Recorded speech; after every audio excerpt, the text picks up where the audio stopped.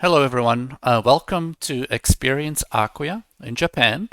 Super fun to be here, although virtual with COVID. Too bad I couldn't make it to Japan in person because it's, one of my favorite countries in the world.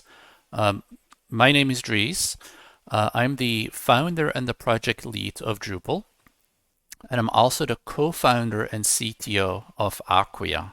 I actually started the Drupal project 20 years ago, and this is an old photo of me in my dorm room where I started Drupal.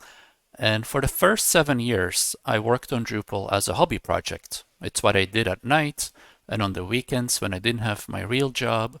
But then after 7 years, I really wanted to turn that passion for Drupal into my full-time job, and I decided to start Acquia. And this is an old screenshot of the Acquia website, the first website that we had.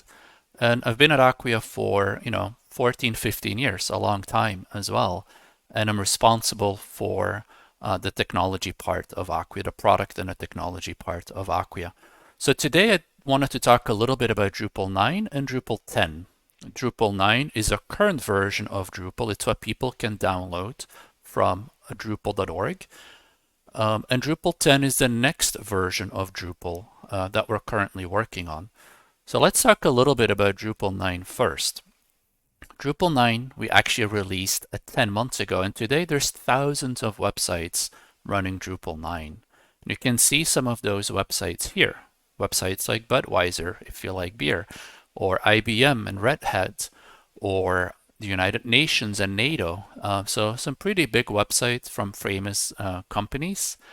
And one of the big reasons that Drupal 9 is so quickly adopted is that it comes with many great new features, and also that the upgrade path is easy. And I'll talk a little bit more about that in a few minutes. Also super cool is that people are writing books about Drupal 9, and there's even a book in Japanese. Which is awesome. I can't read Japanese or talk Japanese, but it's written by people in the Drupal community, people that I've known for a long time as well, and that I absolutely trust. They're experts in Drupal, and this book sounds really awesome. So if you're curious about Drupal 9 and you want to learn more about it, I would recommend you pick a copy of this book. And I'm sure some of the authors might be at the Acquia Experience event today as well. Another cool fact is that 3 out of the 4 companies that are producing vaccines, at least in North America and Europe, are using Drupal for their websites. The 4th one here is Astrazeneca. They don't use Drupal for their website. They actually use Adobe. Boo. But the University of Oxford, who developed their vaccine, a vaccine for AstraZeneca, is using Drupal for their website. So it's really cool for me, at least as a founder of the Drupal project, to see that these organizations, organizations that are currently saving millions of people, to see them use Drupal, and to see that we as a Drupal project and the Drupal community can support those organizations indirectly with their efforts. So that's pretty cool. Here's another cool graph. It shows you the speed at which Drupal 9 is being adopted, and it's literally being adopted at record-breaking times. You can see that for Drupal 7, it took 7 months to get from 0 to 60,000 websites, and for Drupal 8, it took 3 months to get to 60,000 websites. And with Drupal 9, our current version of Drupal, it only took 1 month. And so it's the fastest ever adoption yet. And in big part, that's because we made the upgrade path easy. Here's another way to look at that same data. So this is an old slide from April 2017. And what it looks at is the readiness of the top 50 modules, contributed modules. And it was measured 17 months after the release of Drupal 8. And you can see that roughly a third of the modules were upgraded, but 2/3 of the top 50 modules were not ready. And this is, again, way back in April 2017. It's no longer relevant today. But I wanted to show it to compare it with the current.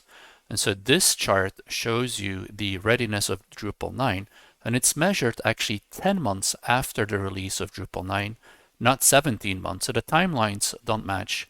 But even with a shorter timeline, 10 months, you can see that the module ecosystem, all of the contributed modules, are way more ready than back in the day with Drupal 8. And the reason is because we changed the way we do upgrades and the way we develop Drupal in general. And so upgrades from one major version to the next are no longer hard. They're easy. And you can see that here in the data that I'm presenting you. And the other great part about the new model is that we're constantly innovating. We're constantly adding new improvements and innovation. So people don't have to wait like 4 or 5 years to get new innovations, and people really like it. And so that's about Drupal 9. Drupal 10, it's actually going to get better. We're working on several strategic initiatives. I'll put them up on the slide. I don't have enough time to go talk about them, but we're investing a lot in headless and decoupled architectures. So we have an initiative around decoupled menus that allow people to use all of Drupal's menu information in their JavaScript applications, whether it's React, Vue, Angular, you name it. And it doesn't have to be JavaScript. It can be, mobile applications, digital kiosks, anything, you name it. Easy out of the box, OOTB. The second item at the bottom is all about making the out-of-the-box experience for Drupal easier. We've made a lot of great usability improvements with Drupal 9, like layout building, like a new admin theme called Claro, makes it more accessible, looks better, easier to use. We've also added a media library, makes it really easy to, work with images and videos. And some of these things, well, all of these things are actually in Drupal, but they're not always enabled and configured by default. And so this initiative is about making sure that the out-of-the-box experience is really good and that these features, are enabled by default and configured by default. So pretty good. A big one is a third one, which is automated updates. We want to make it super easy for updates. I showed you how it's already easier in the charts a few minutes ago, but this is about removing those manual efforts to do updates. This goal is to make it completely automated to do updates. Pretty exciting, could be a game changing for Drupal. The Drupal 10 Readiness initiative is all about upgrading third-party components that we rely on. So we're upgrading to a newer version of Symfony. We are improving our use of jQuery, sometimes swapping it out with other things. We're upgrading to the latest version of CK Editor, and so on, and so on, and so on. And not only does that make your Drupal site more up-to-date and even more secure, but it actually brings new capabilities and features from these third-party components as well. And last, we're working on a new front-end theme, something called Olivero, and it will, look beautiful. It's a new out-of-the-box theme, front-end theme, that just looks really awesome. And then we're actually working on a sixth initiative. We're just starting it off, which is why it's not on this slide. And that's a project browser. So what that does, it's a little bit like an app store in Drupal itself. So if you want to, find modules to use, third-party modules, and you want to install them, we want to do all of that from within Drupal. So you no longer have to go to Drupal.org, right, to find modules and then install them. We want to allow people to discover modules from within Drupal and then install them with one click. So all pretty cool. Here's what the timeline looks like real quick. So we're working on, finishing 9.2, hoping to release it soon in June. And, we're already kicking off the development on 9.3. And it's really the last sort of 9 release where we can do a lot of innovation, because after 9.3, we will start the development of Drupal 10, and we have to manage a lot of backwards compatibility and deal with deprecations, etc., etc.